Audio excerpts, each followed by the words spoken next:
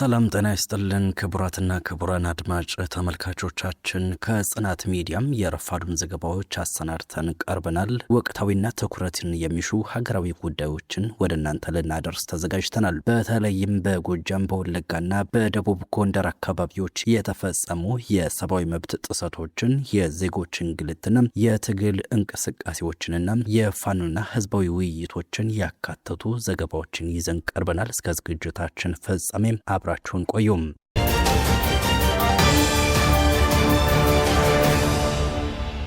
በሞጣ ከተማ መነኩሴው አስማማው ጌታነህ በጥይት ተመተው መገደላቸው ተገልጿል። በምስራቅ ጎጃም ዞን በሞጣ ከተማ ማርያም አካባቢ ነሐሴ 21 2018 ከሌሊቱ 11 ሰዓት ላይ አስማማው ጌታነህ የተባሉ መነኩሴም የአገዛዙ ሚሊሻዎች በተኮሱት ጥይት ተመተው መገደላቸውንና የቀብር ስነ ስርዓታቸው መፈጸሙን የአፋብን ቴዎድሮስ ሁለተኛ እዝ 201ኛ ኮር ህዝብ ግንኙነት አስታውቋል።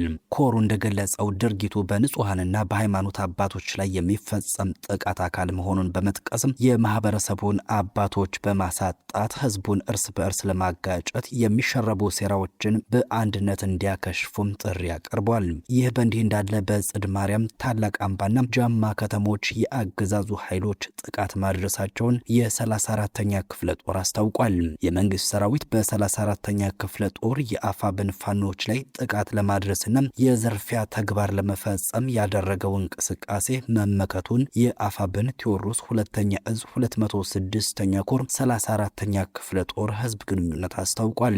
እንደ ኮሩ መግለጫ ጽድ ማርያም ከተማን ለመቆጣጠር የመጣው የአገዛዙ ኃይል የመብረቁ ሻለቃ አባላት ከቀኑ 6 ሰዓት ጀምሮ ባደረጉት የማጥቃት ውጊያም 10 ያህሉ ሲገደሉ በርካቶች መቁሰላቸውንና አስክሬን እንዲሁም ቁስለኛውን ተሸክሞ ወደ መጣበትም መመለሱ ተገልጿል። በተመሳሳይ በታላቅ አምባና በጃማ አካባቢዎች የዝርፊያ ተግባር ለመፈጸም ተንቀሳቅሷል የተባለው ሰራዊትም ሳይሳካለት ለቆ መውጣቱን ክፍለ ጦሩ አክሎ ገልጿል። በእነማይ ወረዳ በዲማ ከተማና ደብረ ጽሞና ቀበሌዎች ጾታዊ ጥቃትና ዝርፊያ መፈጸሙ ተገልጿል።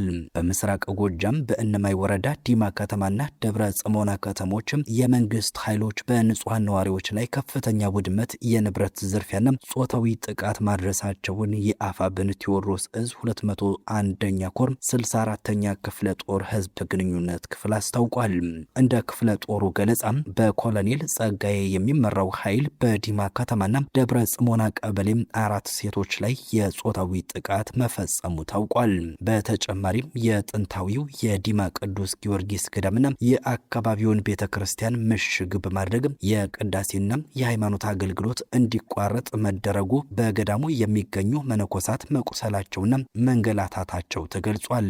በዲማ ከተማ በተፈጸመው ዝርፊያና ውድመት ከንጹሃን ነዋሪዎችና ነጋዴዎች መካከል አቶ አንዳርጌ መኮንን ከ100 ኩንታል በላይ ጤፍም፣ አቶ አዩ ስራ ብዙ 60 ኩንታል ጤፍም፣ አቶ መልካሙ ጋሻውና አቶ አዱኛ በድምሩ 48 ኩንታል ጤፍ ተዘርፎባቸዋል ነው የተባለው። በተጨማሪም የአቶ ልበሞኝ፣ የአቶ ዋለልኛ ቤም፣ የአቶ አለማየሁ ፈንታና የአቶ ጎሹ መኩሪያ ሙሉ የቤት ዕቃዎች ተጭነው ተወስደውባቸዋል ያለው ክፍለ ጦሩ የወይዘሮ ዘርፌም፣ የወይዘሮ እታቱና የአቶ ሸጋው መዝገቡ ሙሉ የምግብ ቤትና የሱቅ ንብረቶችም ተዘርፈዋል ብሏል። በተመሳሳይ በደብረ ጽሞና ቀበሌ አቶ ሙሉጌታ ጫኔም 21 ኩንታል ጤፍ፣ 6 ኩንታል ሽምብራ፣ 3 ኩንታል ማዳበሪያ፣ የአደራ እህሎችና የዲማ ነጋዴዎች ያስቀመጡት ንብረት ሙሉ በሙሉ የተዘረፈባቸው ሲሆን ቤታቸውም ወደ ካምፕነት ተቀይሮባቸዋል የተባለው። እንዲሁም ከአቶ ግብረአብ ጫኔ ጤፍ፣ ሽምብራም፣ ዱቄትና አልባሳት ከአቶ ሰዋለ መኩ 50 ሺህ ብር፣ ከአቶ በለጠ ሙልይም፣ ከአቶ ከፌ ገሬም፣ ከአቶ እንቻል እያለና ከአቶም ታምሬ አስቻለም የሱቅ ሸቀጣ ሸቀጦች፣ መጠጦች፣ ቴሌቪዥንና አልባሳት እንደተዘረፉባቸው ታውቋል። በመጨረሻም አገዛዙ ማረኩት ብሎ ያቀረባቸው እንደ አልጋም፣ ፍራሽና ቴሌቪዥን ያሉ ንብረቶች ከዚህ ቀደም ካቃጠላቸው የፍቅር እስከ መቃብር ተዋንያንና ከንጹሃን አባወራዎች የተዘረፉ እንጂ የፋኖ ንብረት አለመሆናቸውን ክፍለ ጦሩ ገልጿል። በምስራቅ ወለጋ ጊዳና አያና ወረዳ በተፈጸመ ጥቃት የ67 ንጹሃን ዜጎች ስርዓተ ቀብራቸው ተፈጽሟል። በምስራቅ ወለጋ ዞን ጊዳና አያና ወረዳ መንደር 3 እና መንደር 22 በተባሉት ቦታዎች በተፈጸመ ጥቃት የተገደሉ ከ67 በላይ ንጹሃን ዜጎች ስርዓተ ቀብራቸው መፈጸሙ ነው የታወቀው።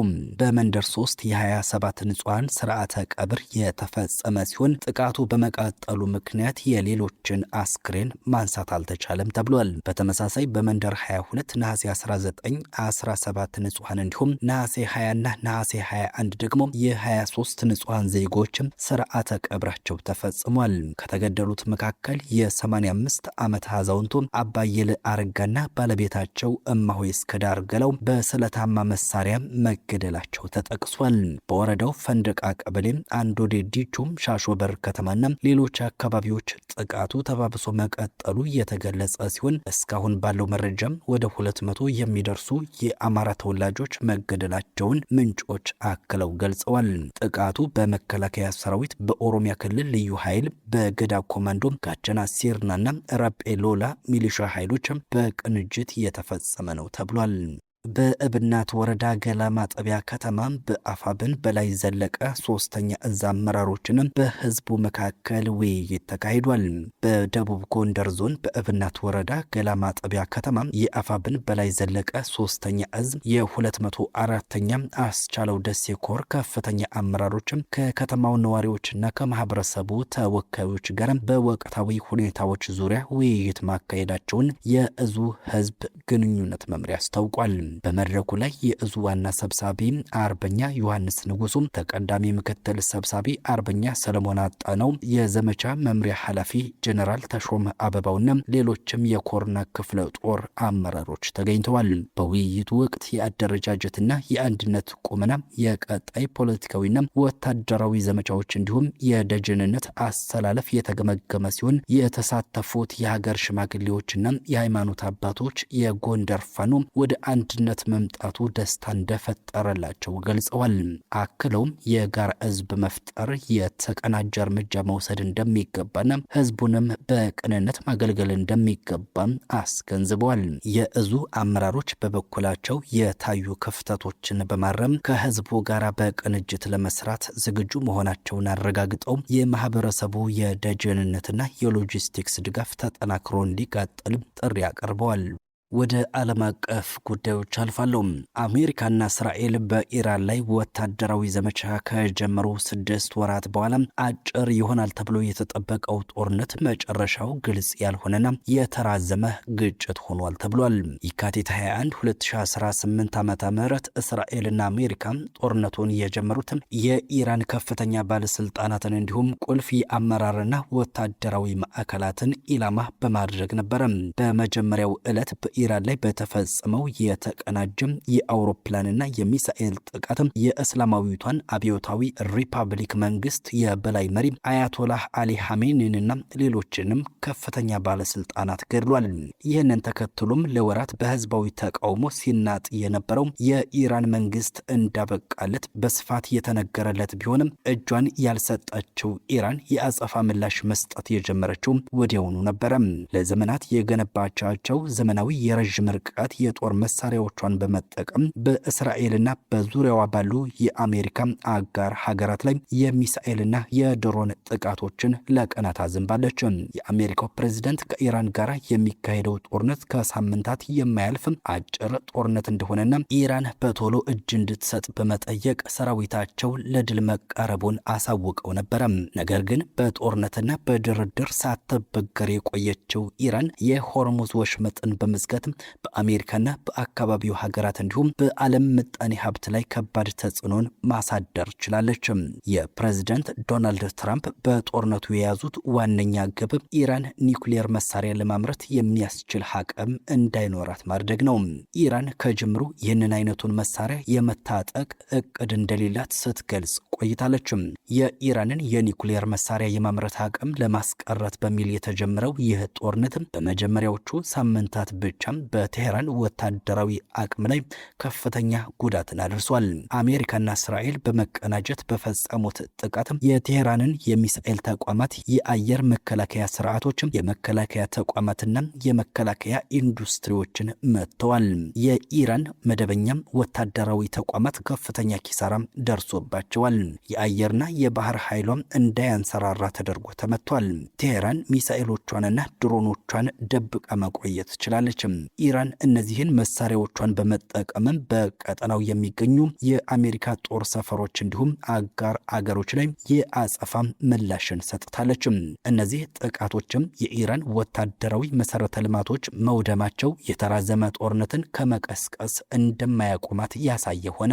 በዚህም ምክንያት በአንድ በኩል ከፍተኛ ወታደራዊ ኃይል ያለው፣ በሌላ በኩል ደግሞ ከፍተኛ ኪሳራ የማድረስ አቅም ያለው ወገን የተሳተፉበትም ከጊዜ ወደ ጊዜም እየተባባሰ የመጣም ግጭትን ፈጥሯል። አሜሪካና እስራኤል ወደ ጦርነቱ ሲገቡ ከፍተኛ የሆነ ወታደራዊ እርምጃ ኢራን በእስራኤልና በአሜሪካ ጥቅሞች ላይ በቀጠናው የምትፈጥረውን ስጋት እንደሚያዳክም ተስፋ በማድረግ ነበረ። ይሁን እንጂ ከ6 ወራት በኋላም ኢራን ሚሳኤሎቿንና ድሮኖቿን የማስወንጨፍ አቅሟን ጠብቃ የቆየች ሲሆን ሰፋ ያለው ግጭትም ከኢራን ድንበር ባሻገር ከፍተኛ መዘዞችን አስከትሏል። በዚህም ግጭት ውስጥ የታየው ትልቁ ለውጥ የሆርሙዝ ወሽመጥ ጉዳይ የግጭቱ ማዕከል መሆን ነው። ይህ ጠባብ የመርከቦች መተላለፊያ ወሽመጥ ከፍተኛ መጠን ያለው የዓለም የነዳጅና የተፈጥሮ ጋዝ ይተላለፍበታል።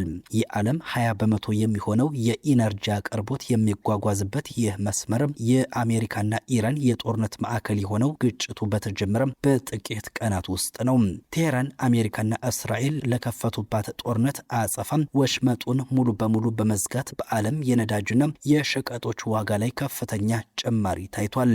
በነሐሴ ወር ብቻ በወሽመጡ በኩል ያለፉ መርከቦች ቁጥር ከተለመደው በእጅጉ ያነሰ መሆኑን በአካባቢው የሚደረገውን የመርከቦች እንቅስቃሴ የሚከታተለው ድርጅት አስታውቋል።